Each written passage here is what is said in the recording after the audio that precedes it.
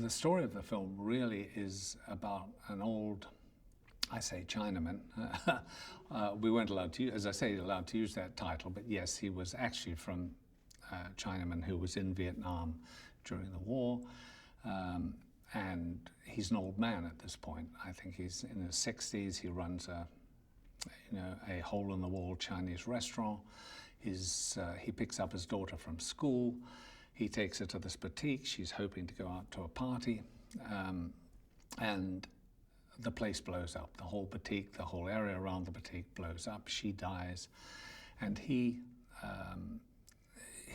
obviously is distraught, completely and utterly emotionally wrecked because of this, and very quietly goes to the police to ask as to who did this. There's obviously an Irish connection. He gets no joy from them. He realizes things aren't going to move forward. It's going to take a long time. So in his own quiet, dignified way, he sets about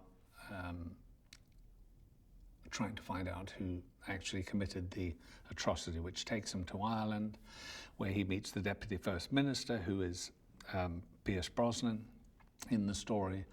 And really it becomes a battle of wits between those two.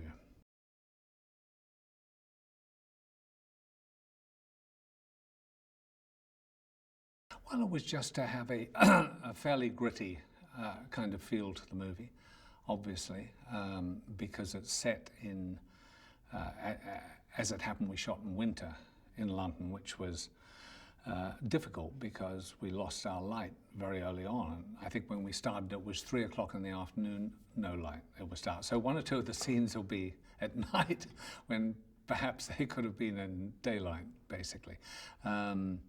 But that was the look of the film. David Tattersall did a terrific job. We had to move very fast because of our schedule. We just wanted this kind of gritty feel to the movie because it's a thriller, and it's got a revenge plot, obviously. And so we shoot a lot in Ireland. So that was the feel of it, really.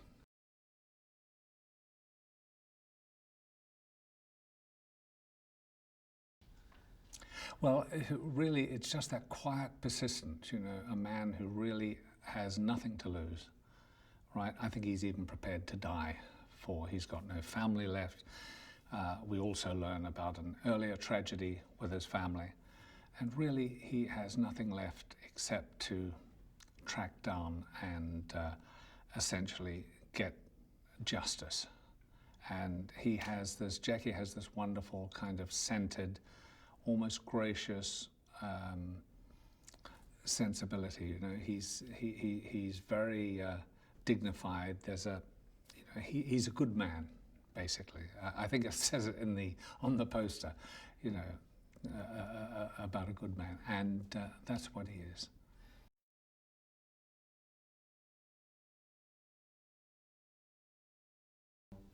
Well, he's a quiet man living a quiet life. He runs this Chinese restaurant, which is in the East End of London, of which there are hundreds of Chinese restaurants if you've been to London. He has this woman who really runs the day-to-day operations, but he's there. And very quietly he makes he has a simple life. He makes a living from the restaurant, nothing too much. He even, at one point, offers the police chief £20,000 in order to at least get a clue, a name to help out. In his naivety, he hands over £20,000, which is all his life savings, in order to get some information about who could possibly have done this atrocity, which killed his daughter.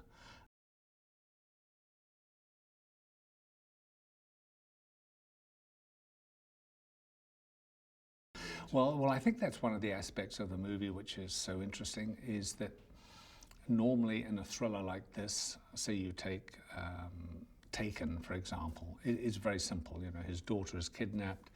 He then goes and shoots 350 people in order to get his daughter back. And terrific it was. But there's a whole kind of political aspect to this which has to do with the IRA, the fact that Hennessy, that's Pierce Brosnan, was at one time connected with it, that Hennessy was part of the peace process, that within his own camp he has friends, acquaintances, and even enemies, right, who it turns out, of course, the people he thought were his friends are indeed perhaps his enemies. So there is a whole, if you will, subplot that goes on, which has to do with that IRA story.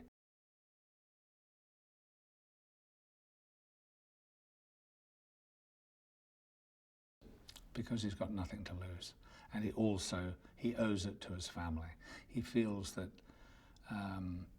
he lost 2 daughters earlier on, just after the war, after the Vietnam War. In a horrible way, he lost his daughters. And he felt he should have protected them, he should have saved them. It was way beyond his, he had no control of the circumstances under which they were taken, but he feels the guilt of that. And when his 3rd daughter, right, dies, he has nothing left to lose. He feels not only is he,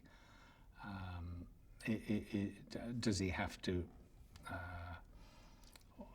do it for the daughter that's just died, but also for his past as well. And he has nothing to lose, and nothing is going to stop. I don't think for a second he expects to live through this, and he doesn't care. There's just justice is something, is morally what he has to do, and that's what he's going to do. If it costs him his life, so be it.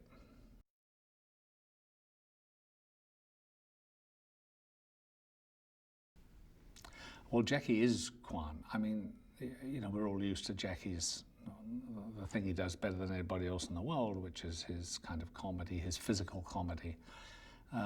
We've all seen the movies, and they're all great.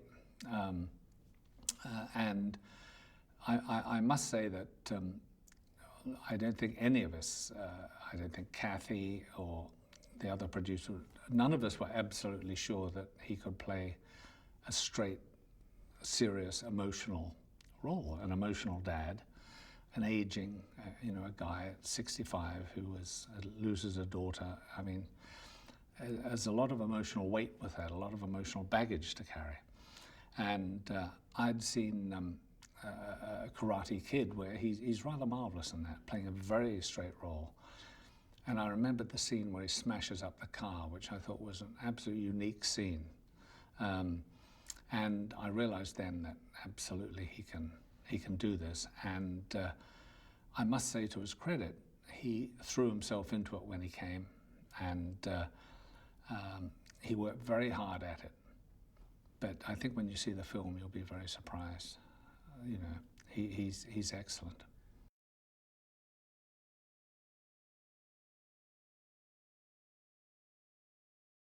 Well, first of all, Pierce is Irish. I mean, that's number one, which helps. Not Northern Irish, because the accent he has is a Northern Irish accent. If you listen to Gerry Adams, that's what you get. It's pretty much look-alike anyway with Gerry Adams. But Pierce, I think, is one of the best things he's ever done. He threw himself into that role. I remember him saying to me he was a little worried about the IRA because being Irish and doing a story like this. However, he went into it sort of with his eyes open, and for once I got some rehearsal time with him before we started, so that helped. And he just found that character, and I think it's I think the character he finally came up with is absolutely fascinating.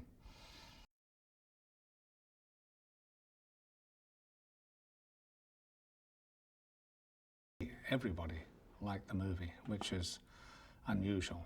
But so the older people, I think it was it was interesting that everybody should, and I think that's because of Jackie. I think he just brings a gravitas and a kind of an emotional spine to the story that would, another actor perhaps wouldn't. But I think he's also he's an icon, and people love to watch him. And I think because he's doing something different and he's so convincing in the film, I think everybody sort of absolutely connects with his character.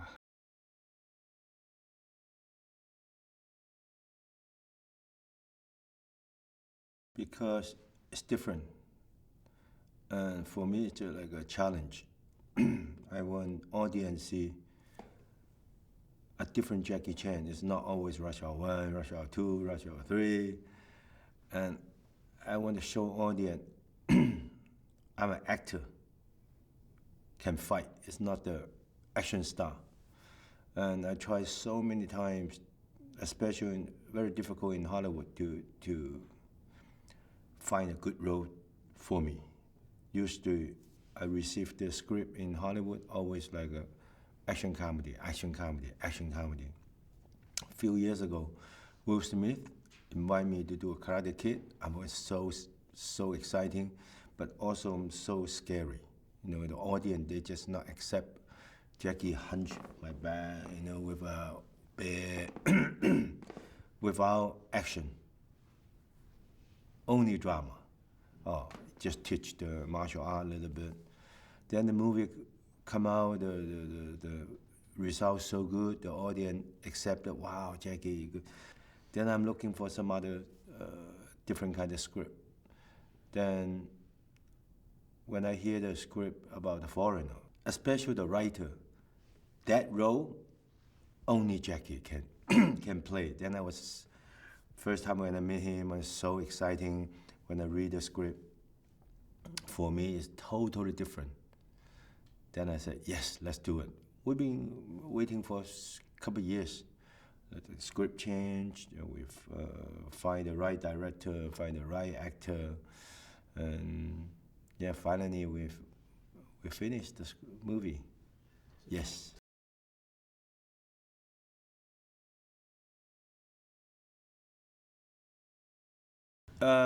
Yes, he did mention about the action. He want the action more serious, and it's not too fancy, and it's more real. It's not like some other action comedy. You know, just, you know, it's heavy, tough action, and at the same time, I just tell Martin, I said, yes, I do that, but not too violent. Yeah, I don't really like violent things. Yeah.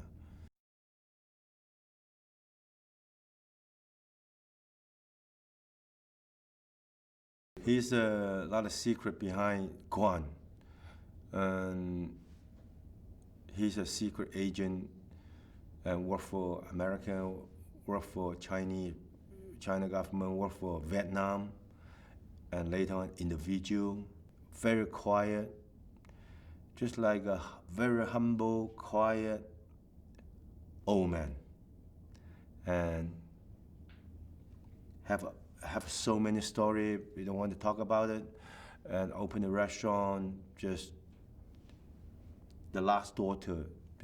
He has only one daughter. The daughter for Guan is everything.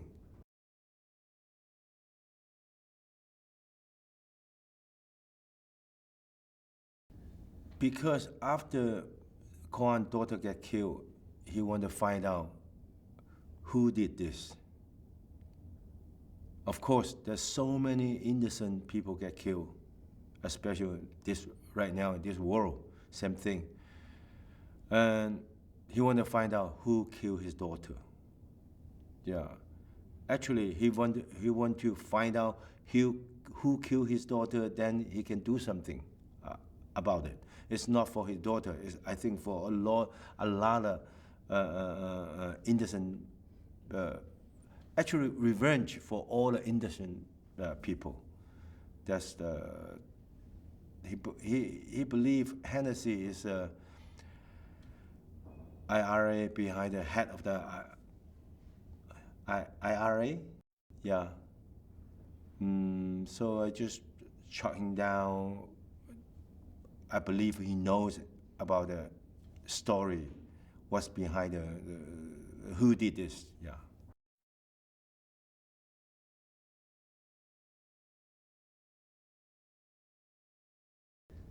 Because he just annoyed me. I call him so many times, again. Even I'm from London, drive all the way to his countryside to see him. He just ignore me.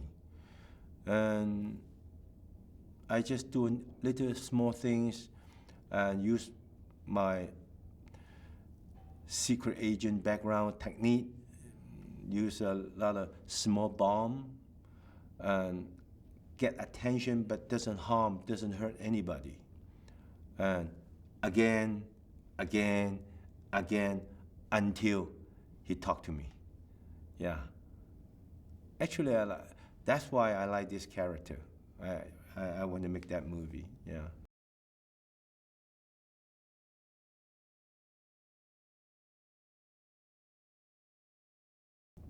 He's so professional. He's such a big star. And one day I remember I was get up like 5 o'clock in the morning after makeup, like 6 o'clock. Then I see players walk around on the set. I say, hi, good morning. He said, hi, good morning. Then the shot about just me talking on the phone pool. And then he was behind the camera and feed me the dialogue. And again, he pushed me so hard. And Martin just, again. He just, yeah, then he swear. And he yelling at me on the telephone, makes me,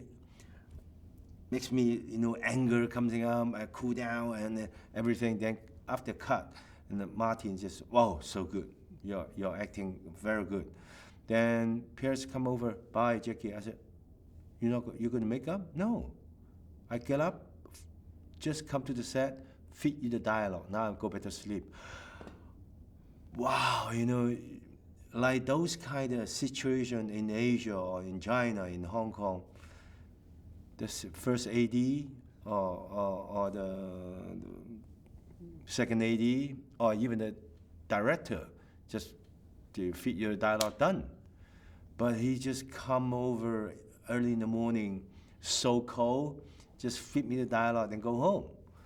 Wow, he's so professional. At the end of the movie, he gave me a painting.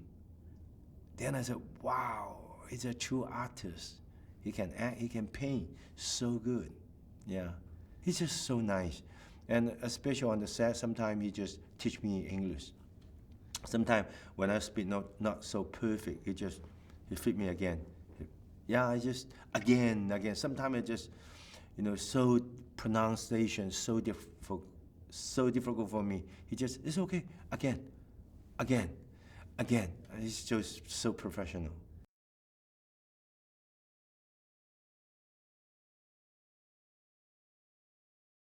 I think we both have secret. And Hennessy have a secret, and he have his own background. He was very, very bad guy. He killed so many people, and suddenly turning to becoming a negotiator and talk to the British government. And I think when he do so many bad things, one day he realized it's wrong. So he becoming a peace spoker, talk between British and IRA. Then now they stop. But there's some people still want to do something, get the British attention, what they want. That's was Hennessy's secret. And my Kwan's secret, nobody knows. He trained like a special force, and he have so many techniques. He know how to make bombs. He know how to kill people. He can know how to save people. But same thing, because we're doing the things by order. Then later on, I quit. Then after I quit, I get punishment in Vietnam, in Cambodia, and I escape. I cannot get out of the countries. Nobody knows, just a nice old man. But don't push this nice old man. At the end, he do the incredible things you unbelievable.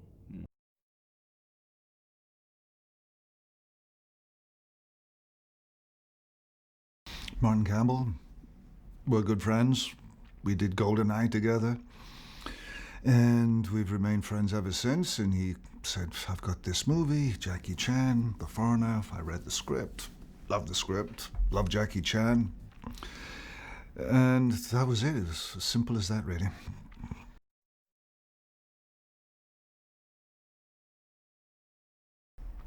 Brilliant. I mean, we didn't really get a chance to have much of an interaction because his character is tracking me down throughout the film. It's a cat and mouse game.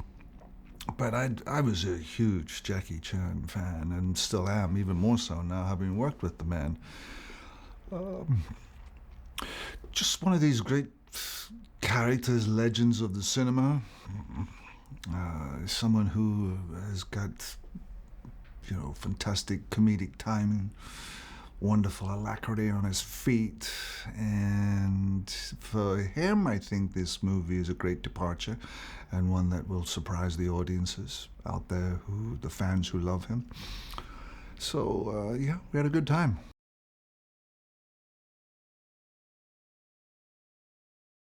He brings a humanity, an honesty. He brings himself. He brings all of Jackie's life force to it.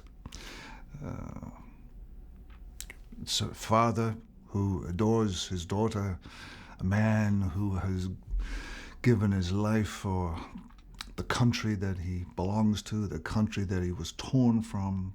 He's an immigrant, he's a foreigner, he's a fish out of water trying to make a new life for himself, and then on one particular day, his life comes crashing in around him and is emotionally devastated and wants to find out who killed his daughter. Very simple.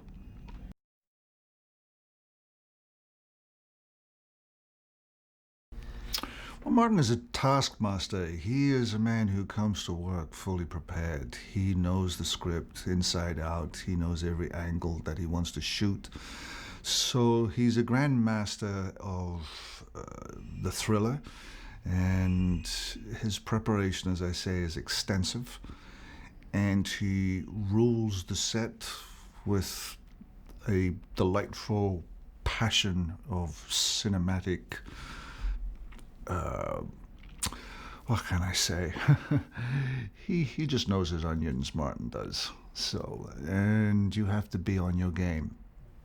You have to come fully prepared, but he's also a most gracious man and takes his time and will take as much time in the day to get the scene as right as possible and as perfect as possible. So I adore the fellow. And because of GoldenEye, which was such a monumental undertaking all those years ago, for him, for myself, and for everyone involved, there was a friendship burnished there in that time. And so that's Martin. Hopefully we'll go off and do our next film next year.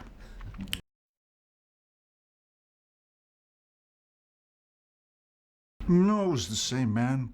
Just the same commitment, the same passionate artistry and focus, and 150% every take.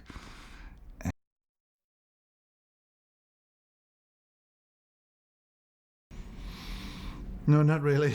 We were supposed to have dinners at the beginning of the movie, but the schedule was pretty tight, and dinners were organized. 2 were, and 2 fell apart. And then once the curtain goes up and you start filming, well, I mean, that's it. Your time's not your own, really. And when he wasn't working, he headed back to China to do another movie. So we never really got to sit and have a glass of wine and break bread and shoot the breeze, but hopefully now with the film coming out and the promotion for the film, we shall get together. But no, I really have a lot of time for Mr. Chan. Just a great admiration, and really proud to have worked with him. I love saying I'm working with Jackie Chan. It always puts a smile on people's faces. And when we were on set, I was in the makeup chair for a while. He'd be in the makeup chair for a while, bruises and prosthetics. And then once you get on set, I don't talk much to anyone really. I just keep my own counsel and focus on the work at hand. So, every now and then there would be a knock on my door and the door would fly open and throw me in Chinese Twinkies. I don't know why. It's trying to fatten me up, I guess. But, yes. What else? Well, he was sitting in the makeup trailer one day and he was showing me recordings of his singing. He was very proud of his singing. And so am I, I almost showed him Mamma Mia, but I thought, no, let's leave sleeping dogs lie.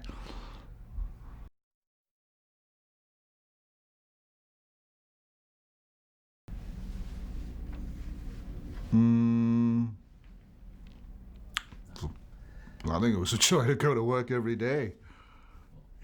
When you're working with someone like Martin Campbell and a DP like David Tattersall, who I've worked with so many times now. And I was surrounded by really wonderful actors, or Irish actors, stage actors, great actors on film, and just had a good time making the movie. There wasn't every day is a hard day but if you love what you do, it's kind of easy breezy. You just know you're going to go into the trenches and the curtain goes up and you have to focus for 12, 14, 16 hours. And it's wonderful just building the movie piece by piece. And you go away and at the end of the day you think, wow, that was good. That little moment there and a bit of embroidery here. And so you slow and steadily build a piece, build a movie. It's a joy to do.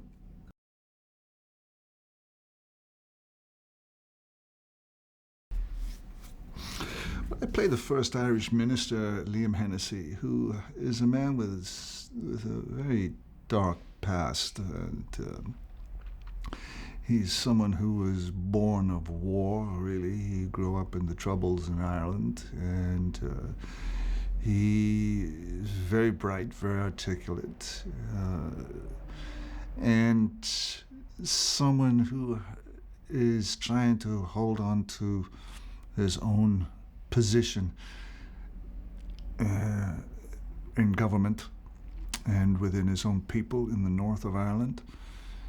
And so into his office comes this man who he really doesn't have much time for, or doesn't want to have any time for.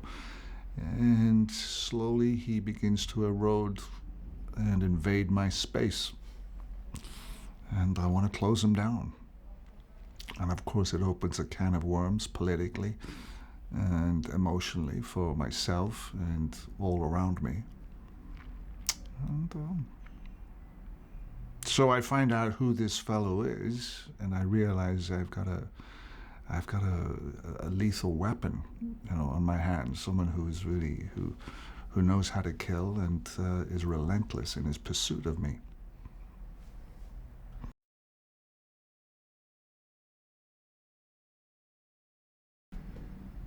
Because of my past allegiance with certain forces, and because he was born in Northern Ireland and he considers himself a soldier who fought for a war and fought for a cause.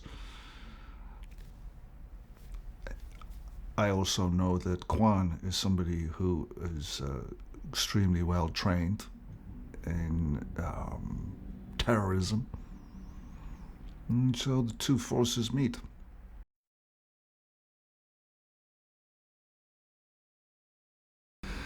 Well, because politically he's in a very sensitive and grey area of his life, and he wants to hold on to it. He doesn't want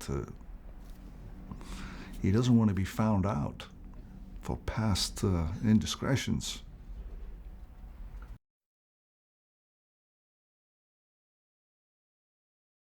He puts a bomb in the lavatory, my office. He comes in. He thinks I have something to do with the death of his daughter. He doesn't believe me. He's already found out that I was part of an organization which had terrorist connections, and that I'm not quite the man I appear to be. And so, to get my attention, tries to blow me up and slowly, take out my man force.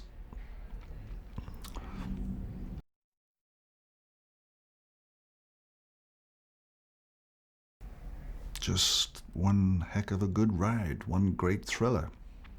And to see two characters like Kwan and Hennessy go toe to toe, and to watch the unraveling of two men's lives